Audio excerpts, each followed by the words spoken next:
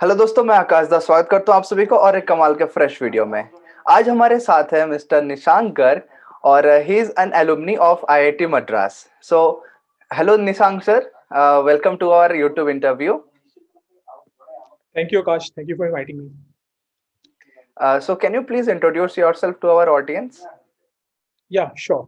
So, hello everyone. My name is Nishank, and I did my master's from IIT Madras in Computer Science and Engineering, and I graduated in 2019. And currently, I'm working as a senior software engineer in an MNC in Gurgaon. Okay, nice. So सबसे पहले मैं पूछना चाहूँगा कि आपने जैसे mention किया आप एमएससी किए थे आईआईटी मद्रास से, तो आपका प्रिपरेशन जर्नी कैसा रहा? मतलब कब आपने सोचा कि मुझे हायर स्टडीज़ करना चाहिए और आपने सिंपल ग्रेजुएशन भी कंप्लीट किया होगा, तो उस दौरान आपका क्या पहले से प्लानिंग था कि क्या आप हायर स्टडीज़ करेंगे या फिर कब आपके दिमाग में आया हायर स्टडीज़ के बारे में? राइट। सो आकाश, जब मैं अपने फाइनल ईयर में था तब मुझे रियलाइज हुआ कि जो मेरी करंट अंडरस्टैंडिंग है, जो भी मैंने अपने अंडर ग्रेजुएट बीटेक में करी है, वो उतनी अच्छी नहीं है। तो उसका रीज़न बहुत सिंपल सा है, क्योंकि जिस कॉलेज से मैं था, तो यूजुअली होता क्या है, जो टायर 3 टाइप के कॉलेज होते हैं उसमें जो क्वालिटी ऑफ एजुकेशन होती है, जिस तरह का स्टाफ होता है, जिस तरह की एक पूरा प्रोसेस होता है समझाने का, पढ़ाई का, वो उतना अच्छा नहीं था। तो इसलिए होता क्या है कि जो ओवरऑल आपकी ग्रोथ होती है और जो होनी चाहिए, उसके बीच में काफ़ी बड़ा डिफरेंस होता है। सो मैं स्टार्टिंग से ही, मतलब अपने 10th 12th और अपने पूरे स्कूलिंग के टाइम बहुत अच्छा स्टूडेंट था। बट जब मैंने अपने बीटेक को एक देखा फर्स्ट से थर्ड फोर्थ ईयर में, तो मैंने रियलाइज करा कि मेरी अंडरस्टैंडिंग कंप्यूटर साइंस में इतनी अच्छी नहीं है और मैं जस्टिफाई नहीं कर पा रहा हूँ अपनी एजुकेशन को। सो उस समय मुझे अपने सीनियर से ये इन्फॉर्मेशन मिली कि एक गेट एग्जाम होता है, graduate aptitude test in engineering.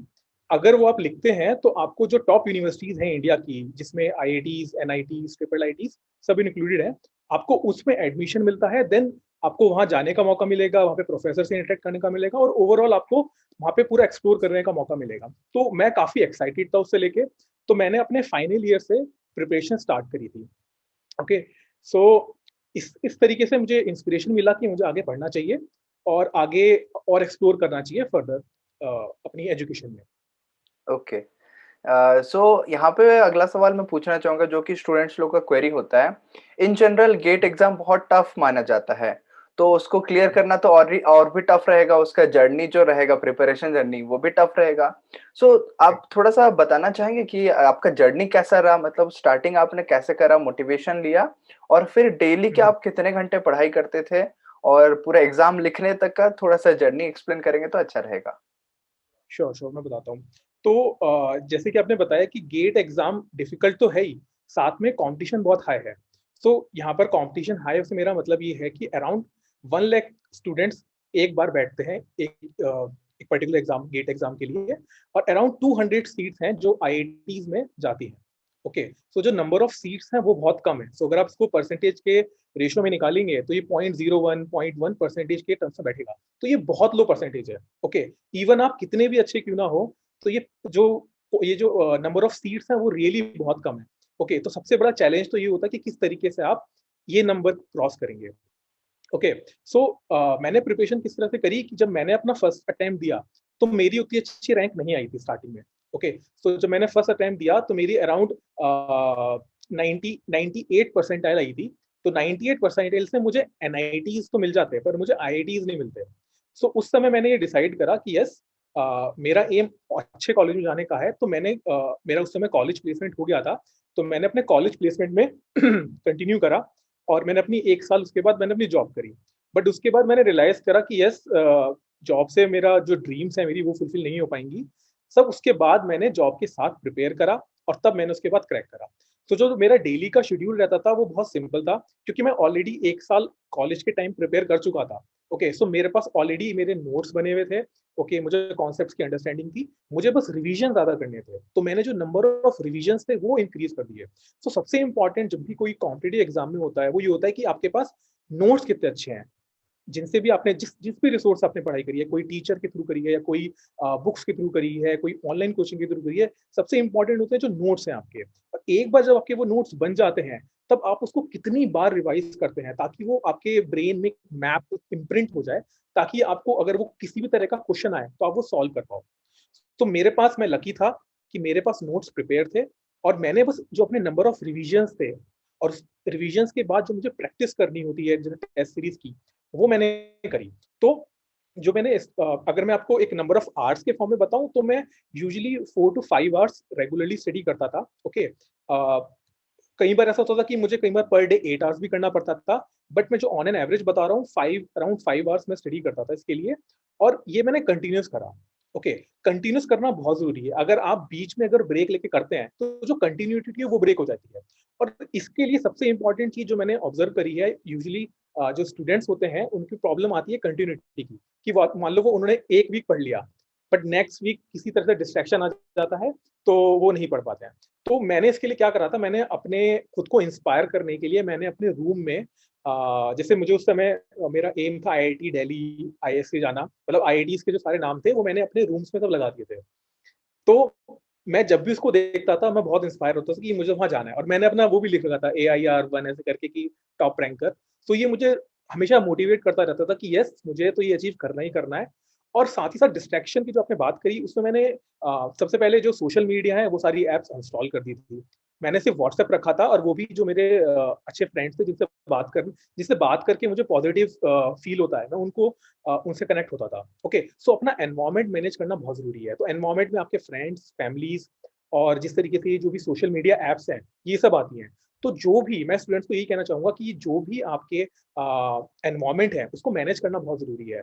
अपने फ्रेंड्स, फैमिली, अगर आपका कोई भी फ्रेंड है जो आपको ये कहता है कि तुम एग्जाम क्लियर नहीं कर पाओगे, तो आई थिंक मेरे अकॉर्डिंग आपको उससे बात बंद कर देनी चाहिए डेफिनेटली। बिल्कुल, ओके, बहुत सही इवन बात है। सोशल मीडिया, हाँ बिल्कुल। सो इवन सोशल मीडिया पे भी अगर आप इवन मेरे अकॉर्डिंग सोशल मीडिया बेकार नहीं है, बट अगर आप उसको जुडिशियसली ये आइडेंटिफाई कर पाए कि इतना टाइम मैं दे रहा हूँ, मतलब अगर आप 15 मिनट्स पर डे दे रहे हैं देन इट्स फाइन। तो इसके लिए बहुत सारी एप्स भी आती हैं जिससे आप ट्रैक कर सकते हैं कि आप कितना टाइम स्पेंड कर रहे हैं। ओके, सो डेली एक, अगर आप डिस्ट्रैक्टेड रहते हैं तो डेली आप एक कॉपी पेन पे मेंटेन रखिए कि मैंने इतना टाइम आज इस दिन पे इस पर्टिकुलर चीज पे स्पेंड करा। और जब आप ये रियलाइज करेंगे बाद में कि मैंने पर डे 4 आवर्स तो फोन पे बिता दिए, तो आपको खुद ही इतनी गिल्ट फील होगी कि आप वो ऑटोमेटिकली छोड़ देंगे। ओके, सो अपना जो एनवायरमेंट है वो मेंटेन करना बहुत जरूरी है, जो भी आपके फ्रेंड्स, फैमिलीज, सोशल मीडिया है उससे रिलेटेड। ओके। तो यहाँ पे काफ़ी बार क्या होता है, कोई स्टूडेंट सोचता है कि हाँ, मैं गेट के लिए प्रिपेयर करूँगा, लेकिन रियलाइज़ करते-करते लेट हो जाता है। फॉर एग्ज़ाम्पल उसको फाइनल ईयर में पता चला। तो क्या आप उसको लेट बोलेंगे या फिर उसको कुछ आइडियल टाइम पीरियड होता है जब उसको मतलब प्रिपरेशन शुरू कर लेना चाहिए अगर वो एक गेट गेट एस्पिरेंट है? या सो मेरे अकॉर्डिंग अगर वो जैसे ही उसका थर्ड ईयर फिनिश होता है, अगर वो तब से ही प्रिपरेशन करना स्टार्ट कर दे तो वो बेस्ट केस होगा, क्योंकि उसके पास सफिशिएंट टाइम होगा प्रिपेयर करने के लिए, रिसोर्सेज गैदर करने के लिए, रिवीजन करने के लिए और टेस्ट सीरीज देने के लिए। बट इन केस अगर वो किसी वजह से फाइनल ईयर तक नहीं कर पाता है, तो अब उसके सिचुएशन पे डिपेंड करेगा। अगर उसकी फाइनेंशियल सिचुएशन साउंड है कि वो एक ईयर का गैप ले सकता है, तो वो एक ईयर का गैप ले ले, उसमें प्रिपेयर करें अच्छे से, क्योंकि अराउंड अगर आप पास 8 मंथ्स हैं तो आप अच्छे से प्रिपेयर कर सकते हैं। सो बट तो यहाँ पे उसको ये आइडेंटिफाई करना है कि इसकी फाइनेंशियल सिचुएशन कैसी है। अगर उसकी फाइनेंशियल सिचुएशन सही है, अगर वो 1 साल का ब्रेक ले सकता है तो आई थिंक उसको ब्रेक लेना चाहिए। एल्स मेरे अकॉर्डिंग अगर उसको कोई जॉब मिलती है तो उसको जॉब के साथ प्रिपेयर करना चाहिए। ओके। तो आपके अकॉर्डिंग क्या आप रिसोर्सेस रिकमेंड करना चाहेंगे एक फ्रेशर के लिए जो कि मतलब अभी प्रिपरेशन शुरू करना चाहता है? सो डेफिनेटली, सो अब यहाँ पे दो चीजें हैं कि आपके पास टाइम कितना है। अगर आपके पास टाइम ज्यादा है, मतलब आप अपने फर्स्ट और सेकेंड ईयर से ही स्टार्ट करना चाहते हैं, तो जो भी नोन बुक्स हैं, जैसे कि डिस्ट्रिक्ट मैथमेटिक्स की नुत बुक है, ऑपरेटिंग सिस्टम की, मतलब स्टैंडर्ड बुक्स हैं। अगर आप गूगल सर्च करेंगे तो आपको सारी स्टैंडर्ड बुक्स आ जाएंगी। अगर आपके पास टाइम ज्यादा है तो उन बुक्स को पढ़ना स्टार्ट करिए। ओके, लाइन बाय लाइन आप पूरी बुक्स को स्कैन करिए, ठीक है, कॉन्सेप्ट जो भी आपको सही लगते हैं वो उसके नोट बनाइए। बट अगर आपके पास टाइम कम है, देन आपके पास दो ऑप्शन हैं, या तो आप ऑनलाइन कोचिंग करिए या फिर आप ऑफलाइन कोचिंग करिए। बट अभी कोरोना है तो आई वोंट रिकमेंड कि आप ऑफलाइन में जाइए, आप ऑनलाइन कोचिंग करिए। At the end of the day आपके जो नोट्स हैं वो इंपॉर्टेंट है, कि जो भी आपकी लर्निंग्स हैं, जो भी फाइनली कॉन्सेप्चुअल अंडरस्टैंडिंग है वो आपकी कितनी स्ट्रांग है। जितनी आपकी कॉन्सेप्चुअल अंडरस्टैंडिंग स्ट्रांग होगी उतना ही आप अच्छा परफॉर्म कर पाएंगे एग्जाम में, क्योंकि गेट एग्जाम पूरा कॉन्सेप्ट बेस्ड है। उसमें ऐसा होता ही नहीं है कि कोई भी आपने कहीं कोई थ्योरेटिकल क्वेश्चन पूछा गया है आपसे। एग्जैक्ट कॉन्सेप्ट बेस्ड होते हैं, कोई भी क्वेश्चन रिपीट नहीं होता प्रीवियस ईयर से। सो डेफिनेटली अगर आपके कॉन्सेप्ट स्ट्रॉन्ग है देन ओनली आप एग्जाम क्लियर कर पाएंगे। So from the resource point of view, पहले आप स्टैंडर्ड बुक सारी पढ़िए अगर आपके पास टाइम है। अगर आपके पास टाइम नहीं है तो किसी तरह का गाइडेंस लीजिए, इवन अपने सीनियर से गाइडेंस लीजिए, उसके नोट्स ले लीजिए, या फिर अगर आपके पास सीनियर्स भी नहीं है तो किसी फैकल्टी के पास जाइए। तो ये 3 मेरे अकॉर्डिंग स्टेप्स हैं कि पहले बुक्स पढ़िए, उसके बाद सीनियर्स के नोट्स देखिए, और फिर उसके बाद कोई कोचिंग या कोई टीचर से गाइडेंस लीजिए। ओके। तो आपके ओपिनियन से क्या ऑनलाइन कोचिंग जॉइन करना मतलब मैंडेटरी है या फिर सेल्फ स्टडी के दम पे भी हम क्लियर कर सकते हैं एग्जाम को? Definitely I think self study करके भी आप क्लियर कर सकते हैं। रीजन बीइंग कि जो भी सिलेबस होता है वो वही सिलेबस है जो हमने बीटेक में पढ़ा होता है। सो बीटेक में आपने ऑपरेटिंग सिस्टम भी पढ़ा होगा, डीबीएस भी पढ़ा होगा, आपने नेटवर्क भी पढ़ा होगा, सारी चीज आपने बीटेक में भी पढ़ी होती है। बट रीजन ये है कि हम एक किसी गोल से नहीं पढ़ रहे होते हैं। हम जब हमारा जो बीटेक में गोल होता है वो होता है कि जो थ्योरेटिकल एग्जाम होते हैं उनको क्लियर करना। सो जो थ्योरेटिकल एग्जाम होते हैं उसमें यूजली कोई भी कॉन्सेप्चुअल क्वेश्चन नहीं आते हैं। तो जो हमारा अप्रोच होती है वो रोड लर्निंग वाली होती है। जबकि गेट एग्जैक्टली। एग्जाम बिल्कुल भी, हाँ, गेट एग्जाम बिल्कुल भी ये नहीं कहता है कि आपको रोड लर्निंग करनी चाहिए, वो कॉन्सेप्चुअल वाली चीज होती है। तो जब आप अपनी अपनी अप्रोच चेंज कर देंगे कि मुझे कॉन्सेप्चुअल अंडरस्टैंडिंग करनी है, और जब आपको इवन आपका अंडर ग्रेजुएट भी अगर टीचर अच्छे हैं और वो आपको समझाने के लिए तैयार है, मतलब आप अपनी म्यूचुअल अंडरस्टैंडिंग से टीचर के साथ और खुद खुद अच्छे से कॉन्सेप्ट समझ सकते हैं, तो आई डोंट थिंक आपको कोचिंग की भी रिक्वायरमेंट है। आप सेल्फ स्टडी से भी आराम से क्लियर कर सकते हैं। ओके। तो जैसे आपने बताया कि आपने कंसिस्टेंसी के लिए अपने रूम में आईआईटीज़ का ड्रीम पूरा एकदम छाप लिया था।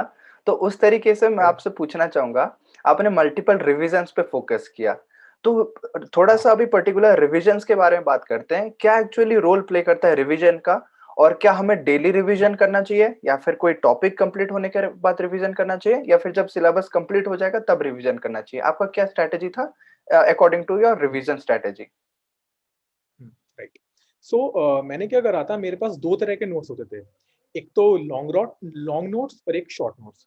सो शॉर्ट नोट्स बहुत इंपॉर्टेंट रोल प्ले करते हैं जब अभी आपको रिवीजन करना है, क्योंकि यूजुअली होता क्या है, जैसे कि जैसे टाइम कम होता जाता है एग्जाम की डेट से, तो आपके पास इतना टाइम नहीं होता कि जो अपने लॉन्ग लॉन्ग नोट्स हैं आपके उनको पढ़ पाए। तो सबसे मैंने इंपॉर्टेंट चीज जो रियलाइज करी कि मुझे एक शॉर्ट नोट की जरूरत है।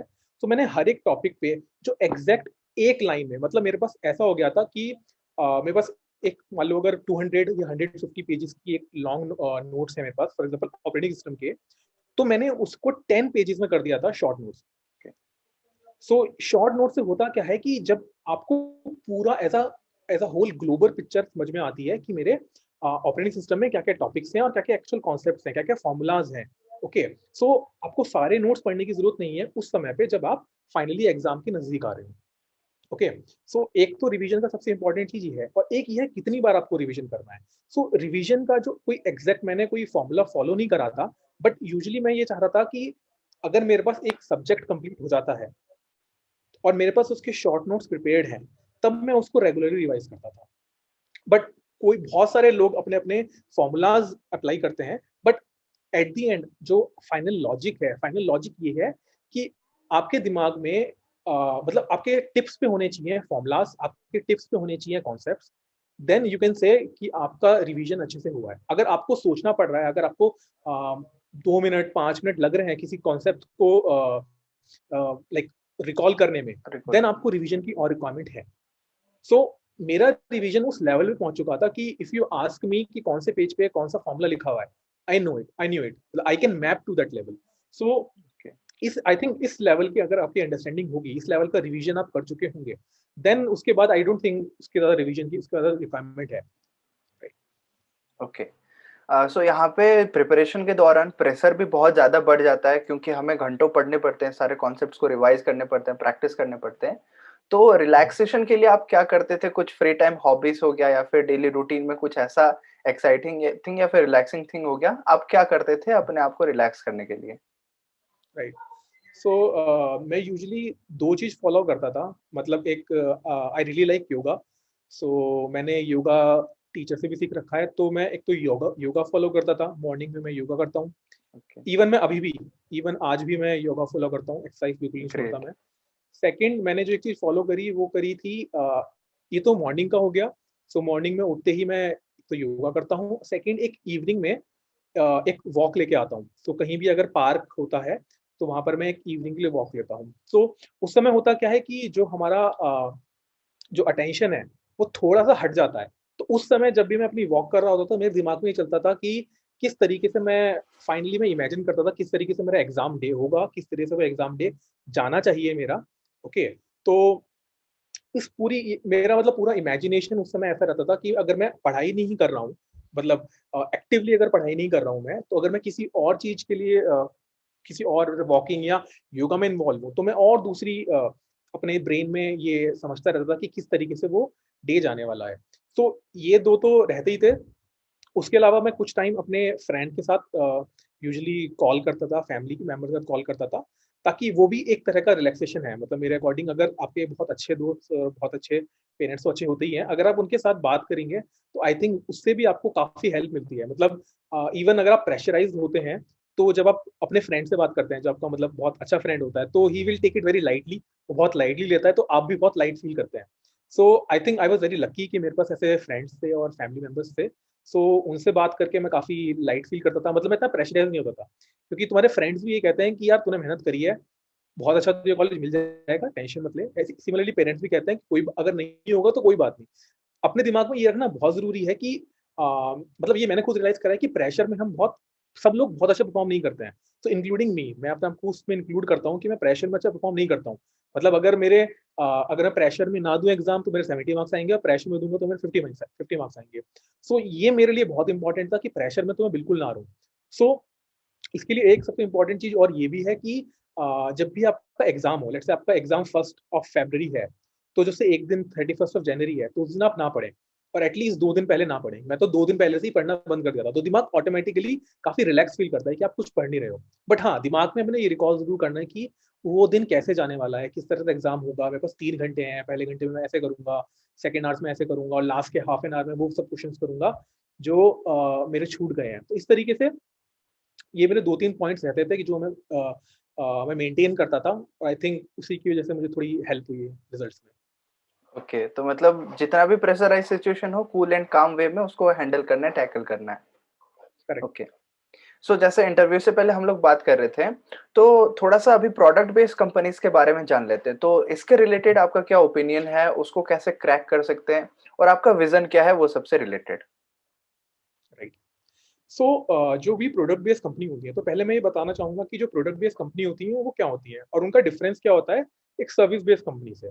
सो प्रोडक्ट बेस्ड कंपनी जैसे गूगल, माइक्रोसॉफ्ट, अमेज़न, एप्पल, सो ये सब प्रोडक्ट बेस्ड कंपनी है। इन सब के अपने प्रोडक्ट्स हैं। जैसे अगर आप एप्पल लेंगे तो एप्पल का प्रोडक्ट है आईफ़ोन, मैकबुक, ओके। जबकि जो सर्विस बेस्ड कंपनी होती है, for example TCS, Wipro, Infosys, ये मेंटेनेंस और सर्विसेज प्रोवाइड करती हैं दूसरी कंपनीज को। So both these companies are good, there is no doubt about it. But the thing is that जो सर्विस बेस्ड कंपनी होती है उनका पे इतना हाई नहीं होता है, बिकॉज क्योंकि जो प्रोडक्ट बेस्ड कंपनी होती है उनके प्रोडक्ट्स जो सेल होते हैं, जो उनसे रेवेन्यू जनरेट होती है, वो काफी हाई होती है। तो जब कंपनी का रेवेन्यू ज्यादा होता है तो वो एम्प्लॉय में ट्रांसफर कर सकती हैं, तो इसलिए जो प्रोडक्ट बेस्ड कंपनी का सैलरी होती है वो रिलेटिवली हाई होती है सर्विस बेस्ड कंपनी से। सेकेंड, जो लर्निंग होती है वो भी काफ़ी हाई होती है as compare to service based company. तो सबसे पहले ये समझना ज़रूरी है कि हमें कौन-सी कंपनी टारगेट करना है। सो आई वुड ऑलवेज़ से कि प्रोडक्ट बेस्ड कंपनी टारगेट करो, क्योंकि वहाँ पे आपका पे भी हाई होगा और वहाँ पर आपकी लर्निंग भी बहुत हाई होगी। प्लस आपका जो पीयर ग्रुप होगा, वो भी बहुत अच्छा होगा। Okay, so product based company का सबसे पहले तो ये फ़ायदा है। प्लस सेकंड चीज़, प्रोडक्ट बेस्ड कंपनी की रिक्वायरमेंट क्या होती है? सो प्रोडक्ट बेस्ड कंपनी की बहुत सिंपल सी रिक्वायरमेंट है।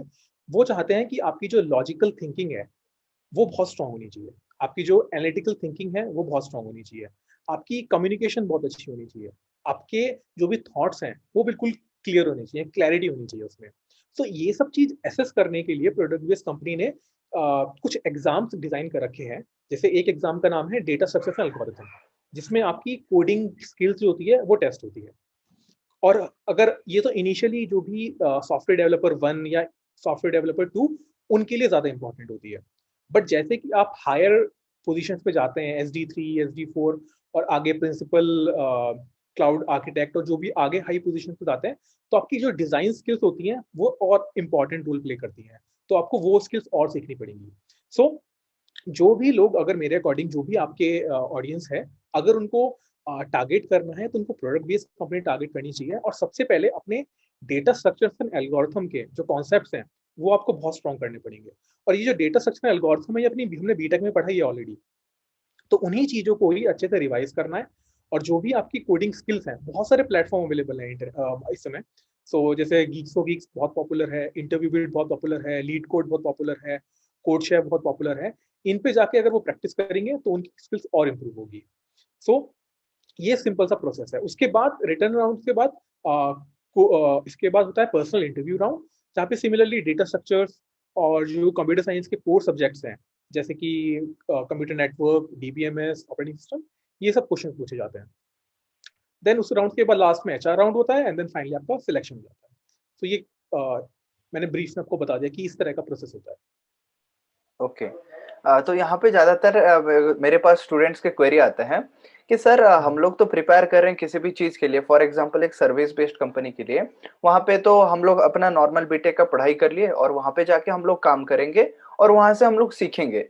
लेकिन जो प्रोडक्ट बेस्ड कंपनी का थोड़ा-सा स्ट्रैटेजी होता है कि ऑलरेडी वो बंदे को पहले से चीज़ें पता होना चाहिए, ताकि वो बेसिक लेवल पे शुरू करे, फिर हम लोग उसको ट्रेन करेंगे बाकी एडवांस लेवल के लिए।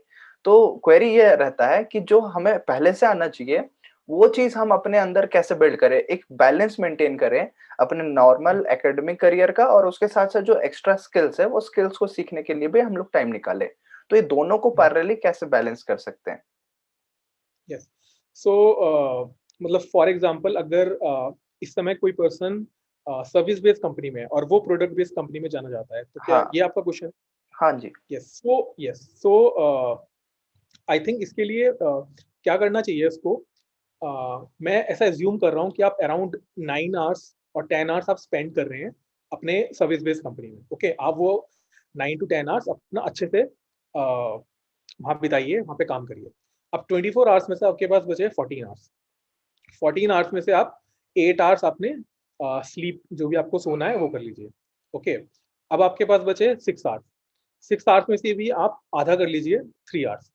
तो आप ये मान के चलिए आपके पास 3 आवर्स हैं, और वो आप मॉर्निंग के 3 आवर्स दीजिए। ओके, मॉर्निंग में आप, फॉर एग्जाम्पल आपकी जॉब स्टार्ट होती है 9 o'clock से, तो आप 6 o'clock स्टार्ट कर दीजिए प्रिपेयर करना, जहाँ जो भी आपका गोल है। सो अगर आपका प्रोडक्ट बेस्ड कंपनी गोल है, तो आप 6 बजे 5 बजे उठ के बैठ जाइए, और वो जो 3 घंटा है मॉर्निंग के, वो दीजिए, और ये रेगुलरली दीजिए। ओके, सो इवन आप वाली टेक्निक भी यूज कर सकते हैं जो मैंने यूज करी, कि आप अपने वॉल पे लगा दीजिए कि आपको फॉर एग्जांपल गूगल, अमेजोन या जो भी आपकी ड्रीम कंपनी हो वहां जाना है, तो आपको वो रेगुलरली मोटिवेट करेगी। और इसको आप रेगुलरली करिए। ओके, मंडे टू फ्राइडे तो आप कर ही सकते हैं, और सैटरडे संडे में आपके पास पूरा दिन होता है।